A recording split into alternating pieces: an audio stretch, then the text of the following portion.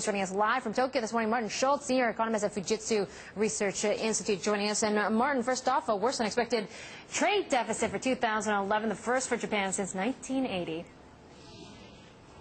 Yes, well, the main impact here is, of course, the huge earthquake and the crisis last year pushing up imports, in particular on energy.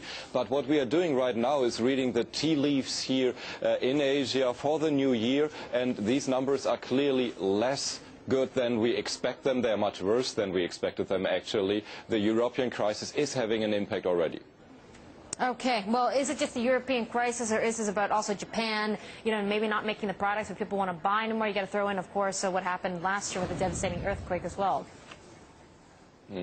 Well, that is the upside, I think. It really depends now how this global slowdown is unfolding. I see quite a bit of pressure around Asia. One reason, of course, are exchange rates. Japan is hit the worst on that. But it's about expectation. Everybody is expecting a slowdown this year.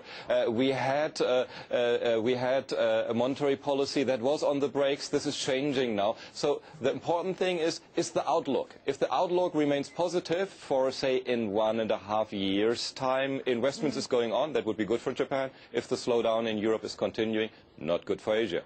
Okay, well, what's the outlook right now, Martin, in your view? Because some are saying that this is the end of one of the most glorious export machines the world has ever seen. Absolutely not. The most glorious export machine the world has ever seen is, of course, China. And what we are feeling here is a slowdown in China because for China, Europe is the biggest market. This has a big impact, in particular, the southern markets in Europe, in particular Spain, Italy, and so on. They are big export markets for China. For Japan, it's really the machinery market. It is really the value-added products. And we are still seeing upgrades in Asia because companies are still investing.